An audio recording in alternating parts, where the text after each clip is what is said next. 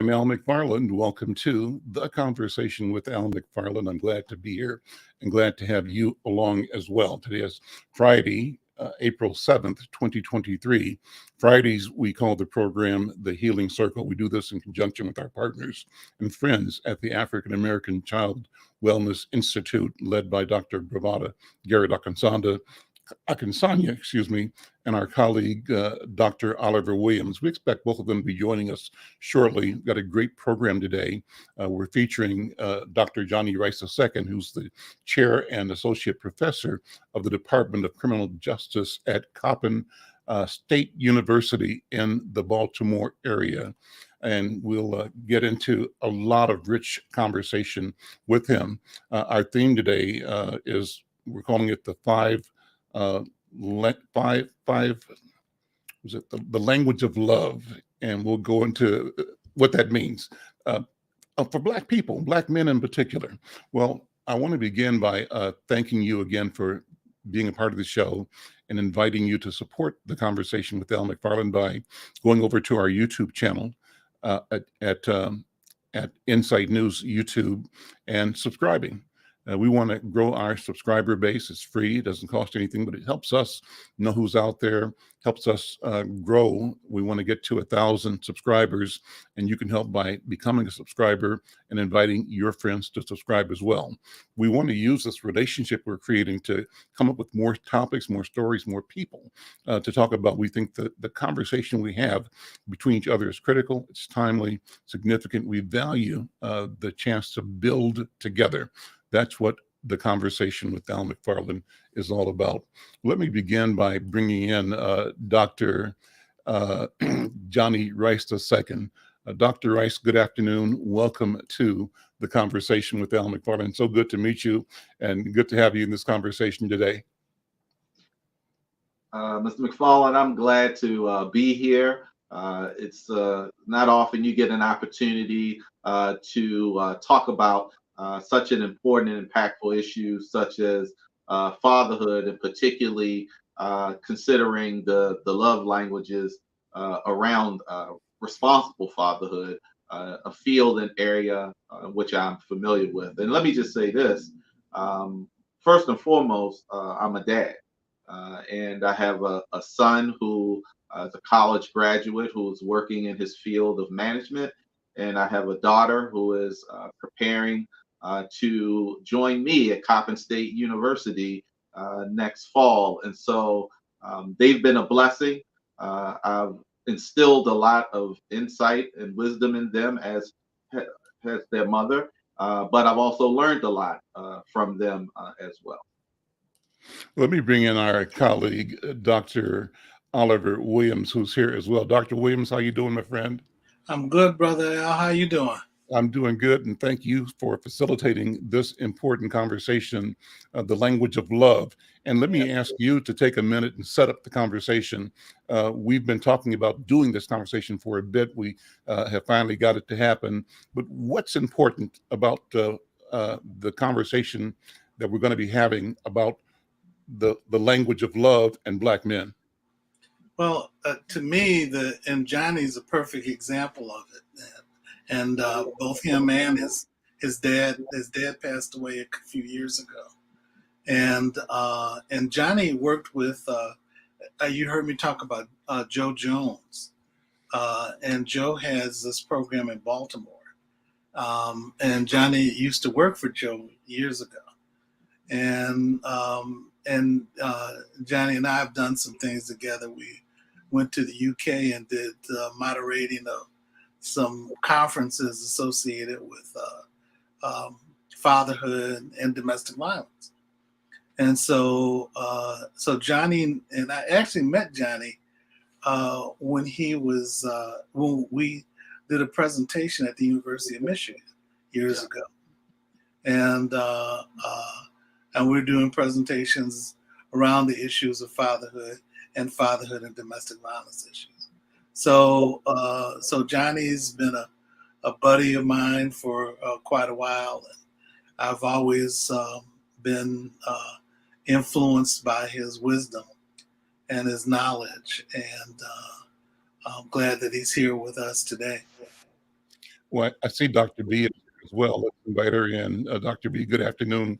Good to see you. So glad to see you. And let's do as we often and always do anyway, try to initiate the program with the special protocol that I love so much. Dr. B. Thank you, Ashe Baba Al. As we do the protocol every week when we meet, we start out in an African-centered manner. And we call this the healing circle because in a circle, the way African do business and heal and change is that everyone's in the circle. And the reason the circle is so critical is because the circle has no beginning or end, and everyone in it has equal access to the center, which is the source of power, to have voice.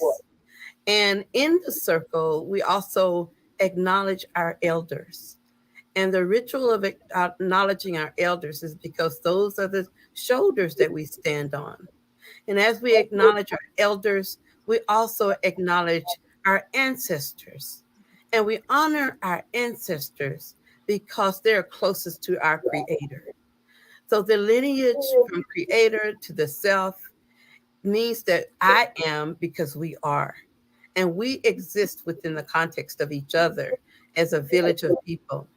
The African people also acknowledge the fact that we have this idea, consubstantiation, that means all living things are connected. So we're connected to each other and the earth and the sea and the sky. And as we honor our elders, we also acknowledge those who have come before us, such as the Lakota people who have nurtured this land, and we acknowledge them and hold them high and lift them up, as they are also our brothers and sisters on this planet. And as order exists in our communities, we use a talking stick. And because we're virtual, we use a virtual talking stick. And as the stick moves from one person to the next, we all have voice in the circle. And one may ask for the stick if you need it to have voice. And the order of our community, the ordered manner in which African people live and exist is honored through this process. And that is our protocol for meeting here in the healing circle.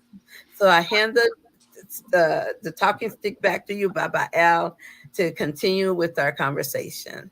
Thank you, Dr. B. I accept the talking stick. Well, I love the training that your recitation of the protocol means to me personally. I hope that it's a training that is picked up at an intuitive level by people that join the program, so that over time, people say, oh, you know what, this just makes sense. How do we center ourselves every time we meet?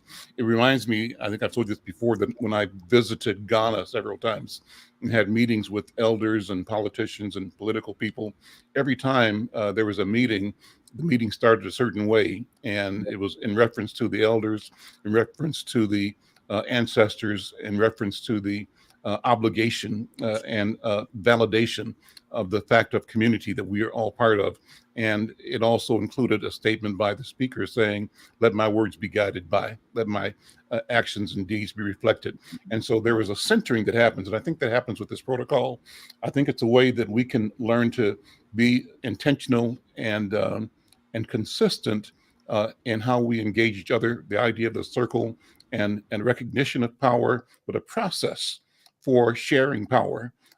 It's a wonderful thing. So Dr. B, thank you so much. And again, I love the opportunity to spend this time in this circle with you every week. Dr. Johnny Rice II, a comment. This is also a free flowing, and so you can ask for the talking stick at any time, or I'll pass it on to you. But thank you, Dr. Rice, for being here. And, you know, we use the term the languages of love. There's a article that we shared to each other before the program about a piece by Mark Anthony Neal called The Love Languages of Black Fatherhood. And let me ask Dr. Oliver Williams to speak to that first. And if you would then pass the talking stick to Dr. Rice, and let's talk about the love languages of Black fatherhood. Dr. Williams, here's a talking stick. Well, thank you, Baba. You know, for me, the thing is the issue of guidance. and the ways that you might be able to share guidance with your children. And I had to tell you, Johnny, when you mentioned the fact that your son is graduated and is working in management, that sort of blew me away, because my imagination of him is still as a little boy. But I know that's not the case anymore. And Sam is 32, my son. Wow. And time has gone by. And but I keep thinking about the ways in which we help to guide and mentor and shape your children, and some ways that are helpful ways to be able to do it, and some ways that are less helpful. And one of the things that I got from Joe and Johnny was the fact that you're working to habilitate men to be good fathers. And if they weren't there before, you're helping to shape them so they can have a positive interaction with their children and know some of the things that they need to do to be able to engage their children, and demonstrate not just by telling them that you love them, but showing them that you love them. And what are the ways that you can do that in terms of being a good father, and what does that mean? And sometimes that means also being a good co-parent, with your with the mother of the children, regardless of the romantic relationship. And when I think about that, I think about my friend Dominic Waltower, and how he, had to build that relationship with the mother of his children after domestic violence, and the steps that he had to take to be able to accomplish that. He had to change his program, and he had to do that by listening to his children. I appreciate what Johnny has to say, because I've learned a lot from Sam too. Sort of never giving up on your children, and always recalibrating to adjust the different things and changes in their life. But the thing that I got from Dominique was the fact that he said that his children didn't trust him. And he said that he had to develop a softer space in order for his children to trust him. And they would go to the mother, but he had to behave differently so they would be able to go to him. And then one of the things that he said that I thought was interesting was the fact that he had to ask his children to give him a Yelp review. I said, "What's a Yelp review?" And so he says when he asked his kids to tell him, initially they felt a little uncomfortable with it, but he, taught them that it was safe to be able to come to him and tell him anything. And so he said when they felt comfortable, the one thing that they said to him initially was, "You and Mom suck." So we don't appreciate the way that you do things, the way that you interact. And he had to listen to it, then find ways to be able to engage with his children. So they got divorced, but they are great co-parents to their children. And the thing that she said that I thought was really interesting was the fact that she ended up having to, when he started doing what he said he was going to do, that's when she started to have more trust for him and more comfort, because she wasn't worried about the violence anymore, but she was concerned about him doing what he said he was going to do. And I know Johnny's got a lot of wisdom in terms of the things that he would do in Baltimore to work with young men before he became a professor at Coppin State. So I'm going to pass the stick to you, Johnny. And I will receive it. Okay. I would be remiss if I did not acknowledge Dr. Williams Oliver as a mentor, someone who has supported me throughout the years, academically, professionally, personally. And it's been a joy and a pleasure getting to know him and his family over the years. And I want to acknowledge his leadership in the movement and his continued contributions. And so I definitely want to do that. And I'm glad, of course, to be in the company of Dr. B and Brother McFarlane. And so I just want to provide some context, and Oliver knows some of my story. But when I grew up in Baltimore, my father and mother, they had initially a healthy relationship, but then my father, through alcoholism, womanizing, post-traumatic stress associated with the Vietnam War, bad decisions, it created a toxic atmosphere early on in which my mother sought to exit the relationship, particularly as she suffered domestic violence. My older sister and I witnessed that. It had a profound effect on me. You know, as a younger child, there's not much you can do, but there's a lot of anger that was boiled up in me. I felt like a lot of the adults around us, particularly males, had failed and they weren't really supporting my mother. But then, you know, as I got older, I started to understand the complexities of domestic violence. And I recognized that what some people saw of my father, which was the positive attributes that I love, I also saw the negative attributes, the things behind closed doors that other family members and his friends did not see. And as a result of that, and the intensity of that abuse, my mother was able to separate from my father. But as a young man, that still left me somewhat in a community in which there was a void.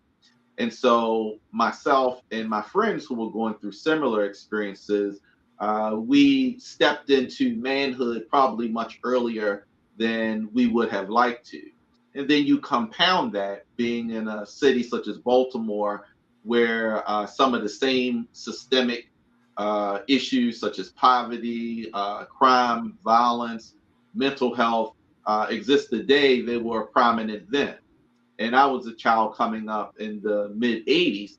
And so there was the crack explosion and the influx of a lot of different phenomena that was impacting families. So I share all that to say that a part of my motivation to be a great dad was because I didn't receive certain things. So when we think about love languages, I didn't receive the "I love you, son." I didn't receive the "when I see you, son, I'll hug you and embrace you." I didn't receive that affirmation that I think many young children, particularly young males I know here in Baltimore, seek. And so often when they don't get that from a father or a role model who's in a positive influence, they will get that somewhere else, and that can lead them to a path of delinquency and crime, and end up harming others because of trauma they may have experienced. And so the things that I've done with my son, having that attentive ear, that I've done with my daughter, being able to say to her, "I love you," and to be vulnerable and to laugh and to shed tears, you know, when you're, you know, at funerals, and to be able to lean on shoulders and letting your children see that vulnerability, having them see my wife, Shanae, and I move through complex challenges and issues throughout the years, but still do it in love. That's been something that I've been proud to model. But the other thing about my dad was, and this is what I've spoken on a lot locally and nationally and even internationally, as Oliver's alluded to, my dad was able to move from being a violent man to a nonviolent man. from being a individual who did not show love to me, but showed love to my children in an authentic way.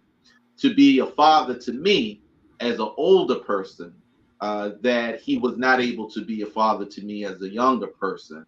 And so I'm a great proponent of being open to change, creating pathways for change, and the experiences that I went through in Baltimore coming of age. Many of the men that I've worked with and the young women, be it as a foster care worker, as a youth counselor, as an addictions counselor in the prison system, as a leader in fatherhood in the Baltimore community, I've seen those families go through the same experience, but I've also seen families go through positive transformation. And so while I'm not naive to the realities of what's the challenges in our society around relationships and love, I'm also hopeful that with the proper support of the village, that positive things can happen even from negative situations. And so, again, I'm excited to be a part of this dialogue. And I've learned a lot from my dad, and I've also learned a lot from my children and my wife, and my community and my village. So I'm going to pass the stick to Dr. B. Are you on mute? Thank you, brother. Nope, I was going to thank you, brother. I appreciate getting that talking stick because I was getting excited. And I was getting excited because I was thinking about how recovery looks and how we as African people have to learn to recognize when recovery is taking place. And your beautiful description of your father changing and your perspective of fatherhood even changing as your children grew and he was able to show them the kind of love you needed. And I think that one of the sayings I often say is that you can always have a happy childhood, even though you can't be a child again. You can reframe your relationship with those who love you, who may have been ill or stressed when they raised you, and you can reframe that incidents of childhood as you move forward. You can still play, you can still grow, you can still live, and realize that every single breath is a new chance to start over. One breath away I was, this moment I am. Yeah. And that's how change takes place. And in the positive way that fathers are, I also think about having had 5 brothers older than me, how they parented the girls, me and my sister Lisa, who were the youngest, and all of our brothers, all 5 of them, how my parents treated them, not just my father, but my mother. And I noticed as they got older, the expectations of them got wider. But I always remember that my father modeled for us how to play. He modeled for us that it's okay to hug, even if you're a boy. He modeled for us even crying. It's okay to cry, even if you're a boy or a man. He modeled for us forgiveness, because sometimes my mom was just buck wild off the chain. And he showed so much patience and deference. So he modeled to us a nonviolent way of getting problems solved. And that's something that I hold with me. And I think that as I looked at it as a model, as a woman, that made me say what kind of man I wanted to be with. And it modeled that for my brothers to see what kind of man they wanted to be. So I appreciate having that talking stick. I was just bubbling over to say it. So who would like to stick now? I've said my 2 cents. Brother Al? Okay. You're on mute, Brother Al. You're on mute. Got it. Thank you. Thank you. Exciting conversation. I want to acknowledge people who are listening. Our sister, Michelle Madison, is in Baltimore as well, I think. She says, her comments on the screen there, she's sharing this, especially because she has 3 grandsons, one son-in-law, 2 brothers. Baltimore, she says, is a real challenge to raise Black boys. She had to relocate her son when he turned 15. So we'll have our guest and talk about that challenge of parenting, and particularly Dr. Johnny Rice II, talk about that as a Baltimorean. And I also want to say thank you to Maestri Yogi Sena, who's joining this program, watching the program, monitoring it from Brazil, from Bahia, and also to Anne Pritchard, a good friend. Thank you, Anne. All of you invite to let other people know that we're having the conversation. It's a great conversation. Well, Dr. Williams, you used the term habilitate, and it jumped out at me because you're used to hearing rehabilitate, right? And so I'd love for you to talk more about this whole notion of habilitation versus rehabilitation. And that question means something to me because you said, Dr. Rice, that your father was violent and learned to be nonviolent. And as you said that, I'm trying to think of my relationship with my father, number one, but I'm saying if he was violent, when did he become and how did he become violent? He didn't start that there, did he? I don't know. So I'm going to ask you to talk about how he showed up and what made him a violent person, and also what that transformation was that allowed him to become a nonviolent person. So those are my comments. And I love the conversation because it's having me examine my own personal story as a father and the fathers in my life, my dad in particular, and grandfathers and uncles. So I'm going to pass the talking stick back to Dr. Johnny Rice, first of all, and maybe you'll pass it back to Dr. Oliver. And habilitate and violent, nonviolent. Dr. Rice. So the one thing that I think I can definitely lend is in terms of my father's transformation, which was one that really came to a head where there was an incident where I was living with him. I was college age, and to not go too known was short on time, I'll just say that it could have had a very bad outcome, right? Where someone lost their life, more so me, based on what was going on. But it was a wake up call for my dad because at the time he was heavily, he's drinking a lot of alcohol, and he wasn't modeling what I would consider to be positive attributes of manhood. And as a result of that experience, the family, many of us disconnected from him, and it forced him to seek help. And he sought help or really support from our local church.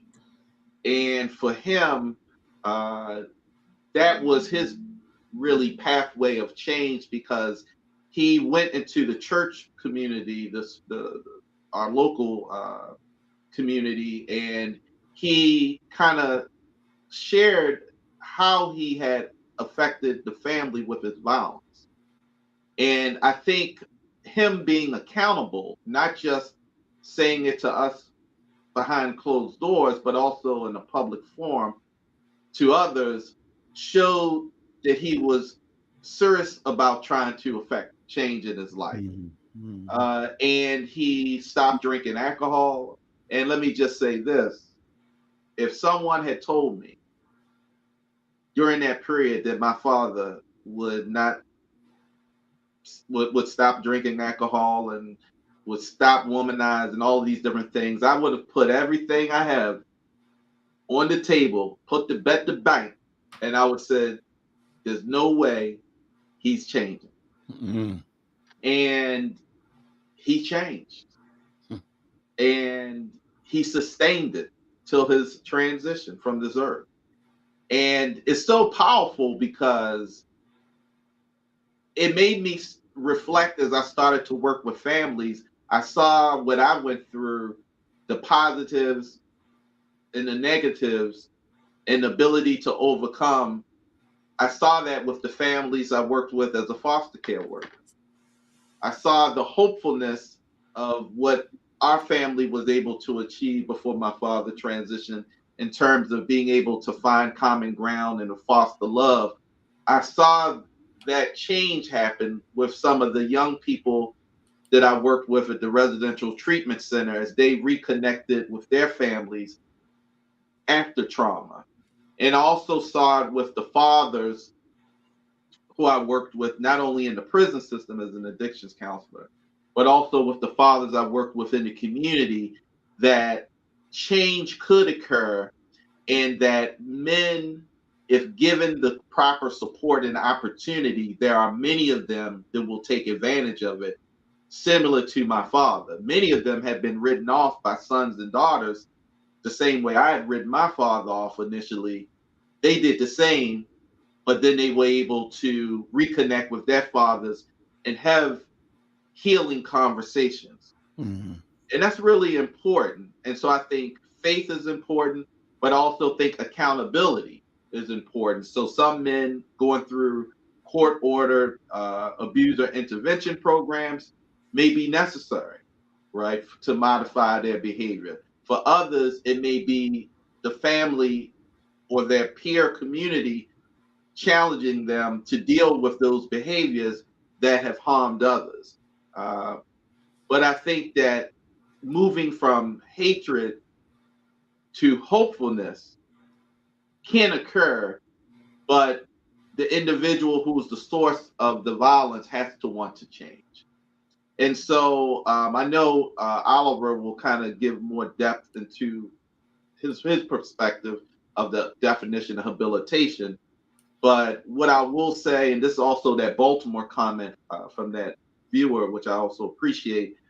When I was young, a lot of my aggression came from Baltimore being a difficult city to navigate. And how could any parent leave a child to his own devices to figure the city out?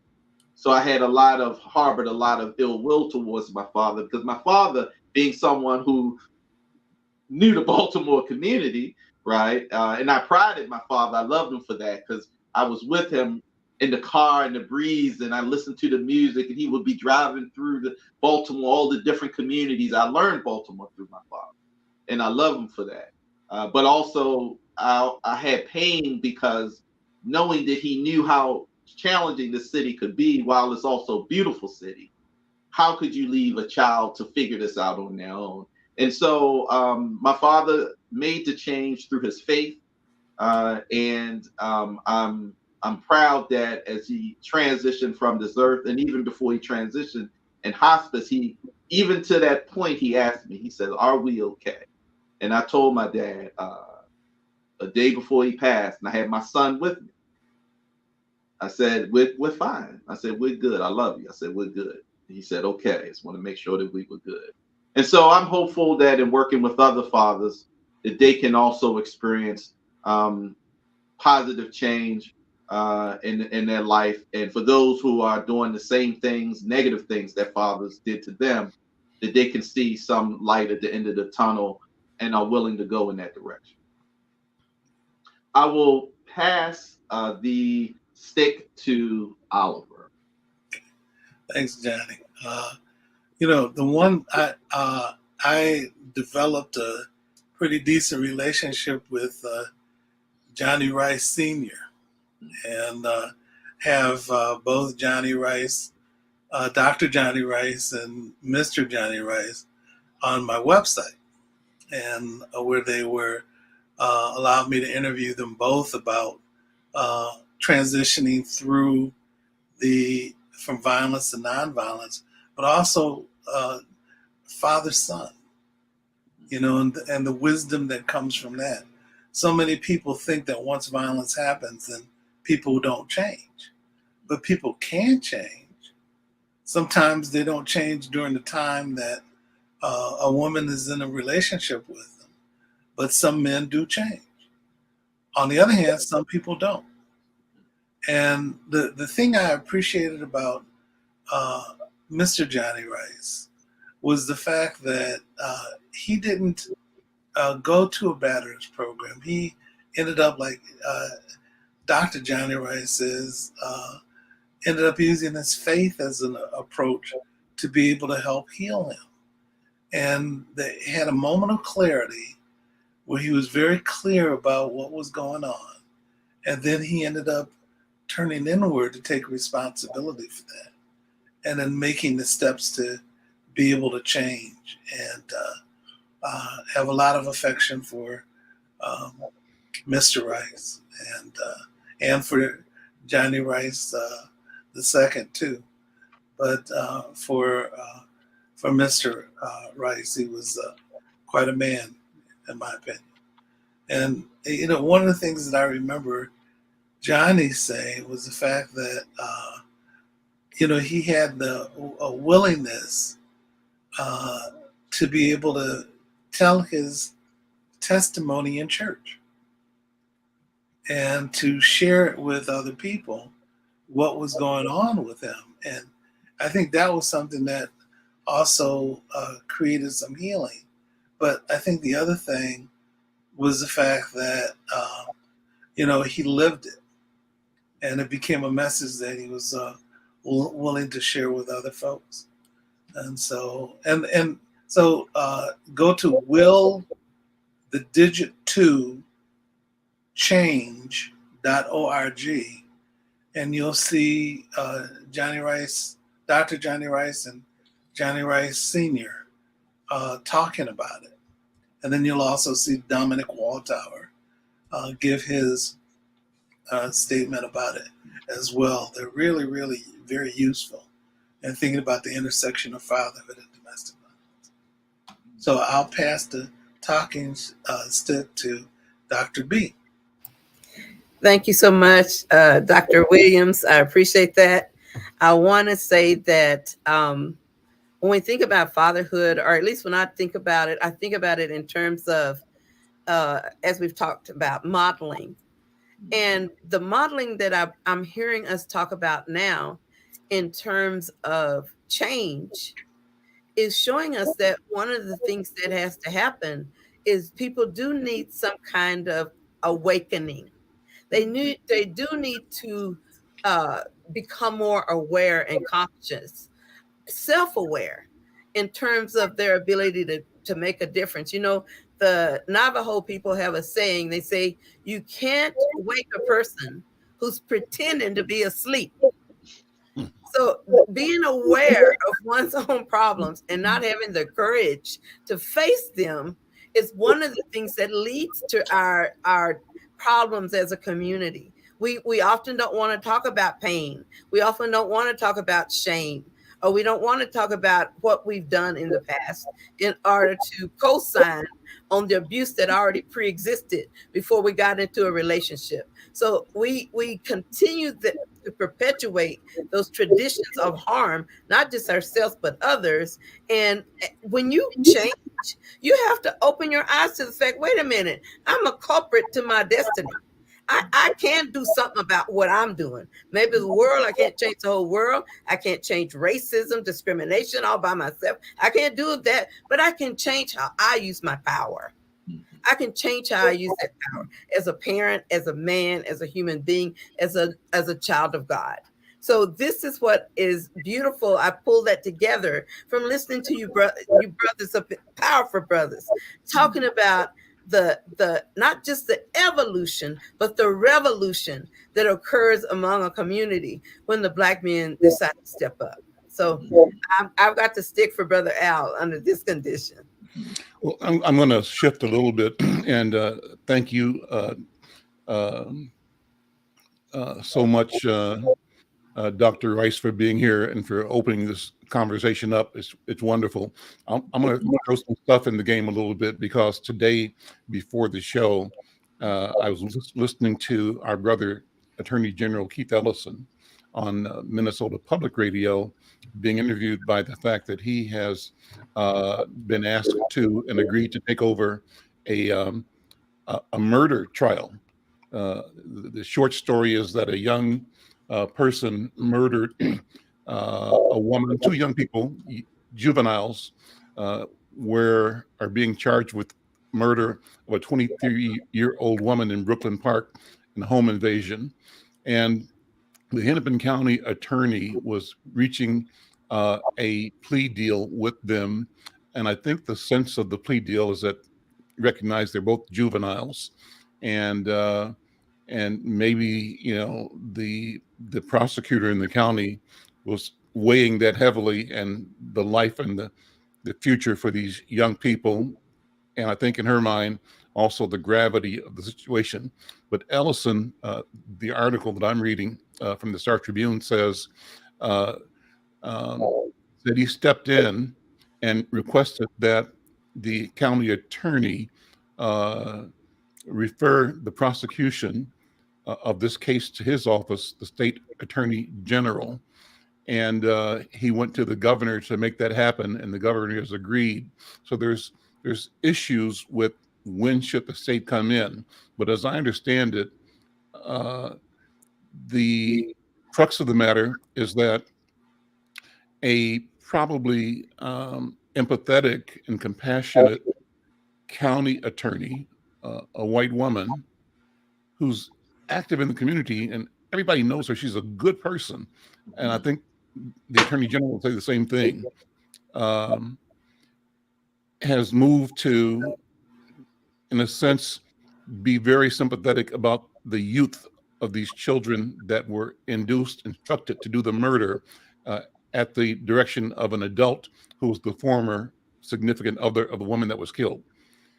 Ellison is saying this crime is so heinous, so gruesome, so devastating, not only for the victim, the murdered, but for that murdered woman's child who witnessed the murder. And it's also devastating, traumatic for the entire Black community and the entire community. And I think Ellison stepping in, and he'll correct me if I'm wrong, is to say that we have to do more and send a bigger message, in this case, to our own children about the sanctity of life in our community and how we have to figure out how to love and encourage each other to live and not be involved in behavior that causes the loss of life as it happened here. And so I wanted to raise the question, Dr. Rice, you've worked specifically in criminal justice for your career. And in the context of today's conversation, what does stepping up, what does accountability look like for not just those children that violated the law and took a life, but for the entire community? I hear the Attorney General saying that his position as a member of the community and in the spirit of accountability guides him to take over this case and to prosecute aggressively. I'll stop there, but I wanted to see how that fits into the question of accountability and the question of our responsibility, and how that fits into the question really of love among Black people, that being a real, and us not passing off our responsibility to each other. Dr. Rice, I'm passing the talk to sit back to you. Thank you, Brother McFarlane. I receive it. In our classes, and as a chair of the Department of Criminal Justice here at Coppin, I teach undergrad, graduate courses. And my area of specialty is criminology, specifically looking at victimology, intersection between criminal justice, public health. And this is a complex discussion because, in many instances, we have debates in class discussing the waiving of young people to adult court. And we've had similar cases in the Baltimore metropolitan area that have been somewhat similar, where you have young men who may have committed a serious, heinous crime, and the community is really torn, or the stakeholder groups may vary. And so you may hear the community of the victim speak specifically to wanting to see accountability. Mm-hmm. But then you also have advocates from the community and others from the community who say that these are young men and young women who have not yet fully developed. And they may have themselves experienced trauma or been groomed to be in a lifestyle that has unfortunately played out in a negative way. When we look at delinquency, we have discussion of, two different perspectives. So from the outside looking in at this type of case, someone could say, where did the community fail? But then you could have another perspective where you hear someone who may say that young person is a terror and they need to be held accountable based on the act that they committed. And so it is an issue that I wrestle with myself as a professional, and I'm torn because I don't want to see young people go into this pipeline, this prison pipeline, but at the same time, the collective efficacy of the community is eroded if no accountability is in place. And so I place as someone who is in the area of victimology a lot of weight with the will of the harmed party. What does the harmed party want to see happen? Mm-hmm. You know, and of course there's laws and that have to be enacted.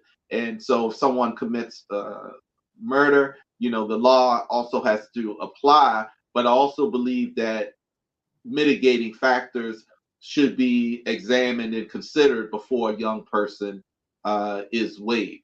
And so some of those mitigating factors could be their mental health, IQ, involvement in criminal enterprise such as a gang, and did that influence or kind of impact the decisions that they made.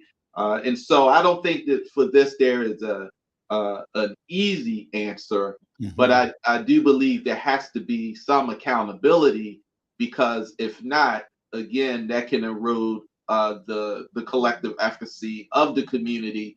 And then some would argue, what do we have then? Because there are other young people who may be engaging in behavior that could lead them down that same road.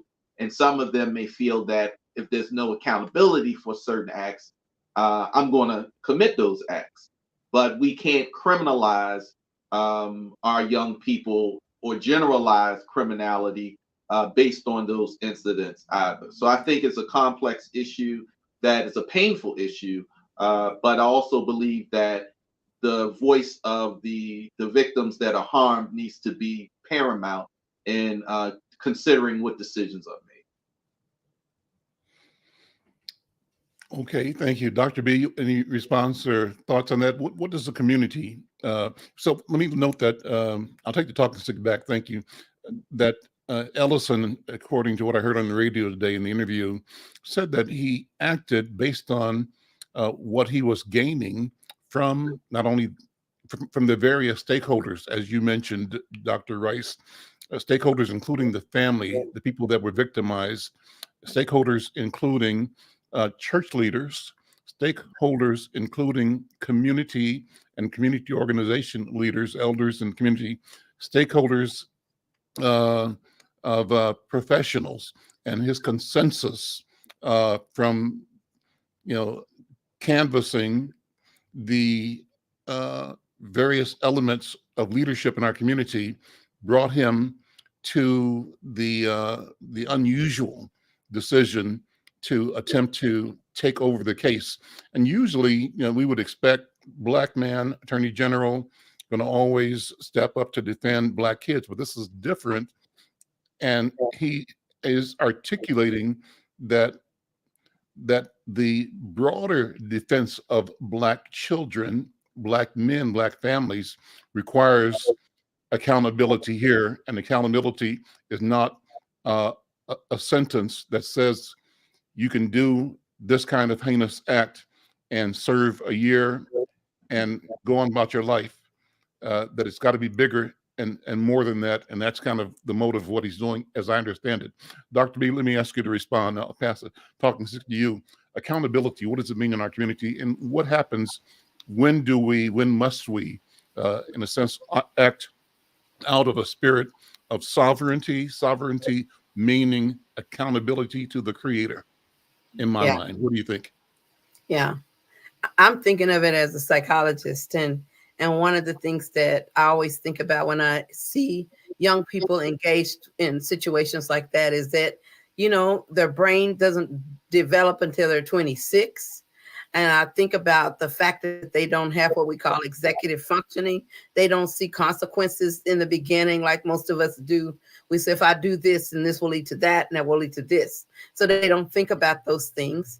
And yet, at the same time, when you can perform a heinous act, there's got to be something in your spirit and something in your environment that makes you think that doing that is all right. And part of the accountability is on us as adults, because we don't model and teach how to manage conflict, how to manage it without violence or disrespect. So more of us need to learn how to model and teach for our children how to resolve conflict, because that's a natural part of life. The second thing I think that when I think about accountability, is that nobody wants their children or themselves exposed to the type of kids that are so emotionally and spiritually damaged that they would kill somebody else. And they could do that maybe under the pressure of an older person, like we were saying, a gang member, but holding that in your spirit and not having the power to get out.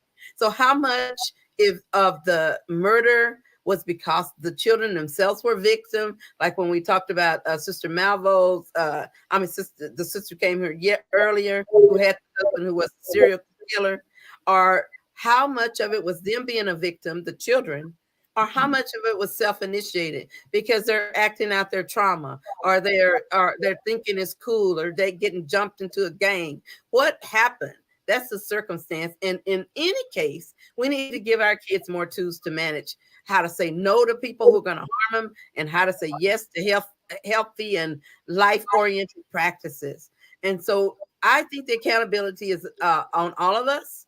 When we have kids that think that's okay, or who get in that kind of situation, we need to be more available, and we need skills ourselves as adults, and we shouldn't be ashamed to ask to get them. So I'll pass the stick back on to you. I believe that Brother Oliver is back with us, so I'd like to give him the talking stick for a moment.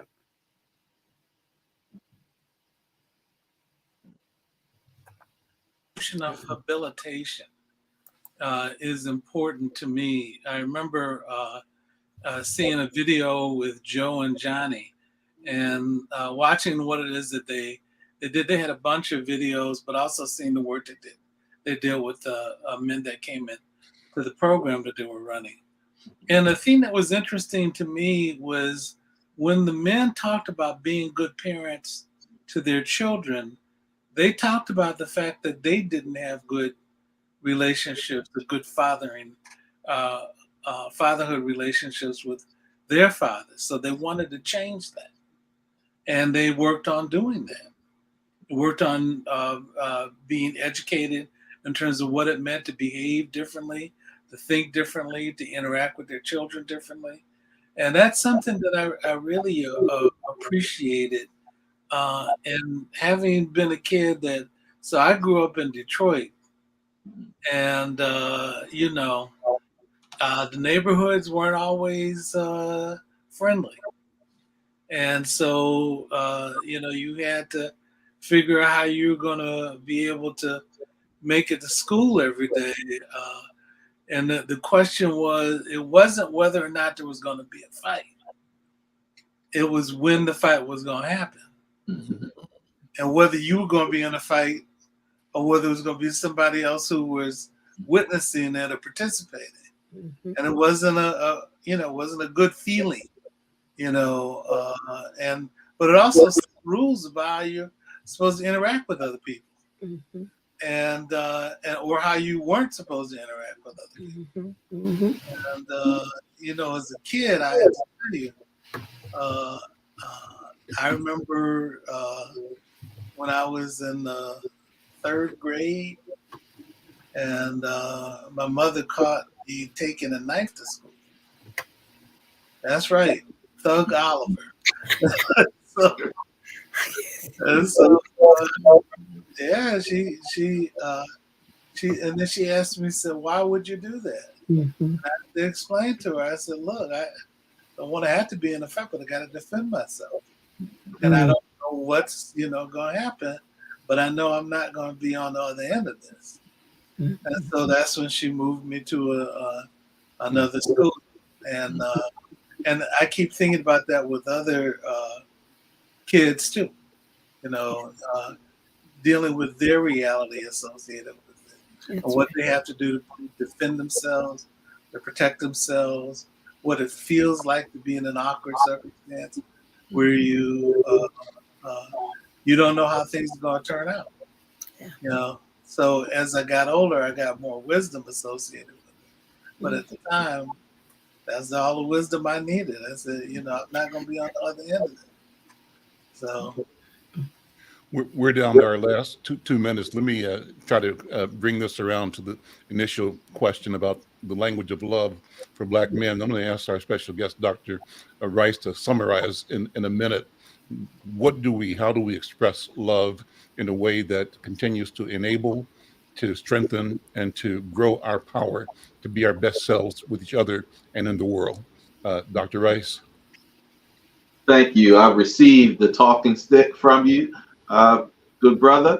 Um, engagement, engagement, engagement. We have to have an attentive ear.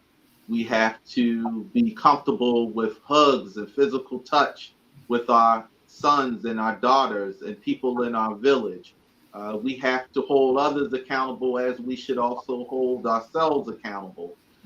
We have to be optimistic, uh, even when there is no reason in front of us to be optimistic, as our ancestors were, but they kept striving ahead. And we have to be willing to love one another and encourage the next generation. Be less judgmental and be more prevention focused so that many of our young men and women won't have to go down the path of delinquency because they will be getting what they need early on. And also be comfortable in doing constant self assessment ourselves to ask, am I doing enough? Am I contributing enough to the village? And so those are some things that I think are critical, no matter what race you are, no matter what socioeconomic status, but being willing to engage one another and acknowledge the truths that exist, even if they're hurtful, but be willing to try to learn from them and to change it and to change things towards the better. Dr. Rice, thank you so much for being here. Dr. B, thank you as always. Dr. Williams, thank you as always. I'm Al McFarlane. This is The Conversation with Al McFarlane. We'll see you next time.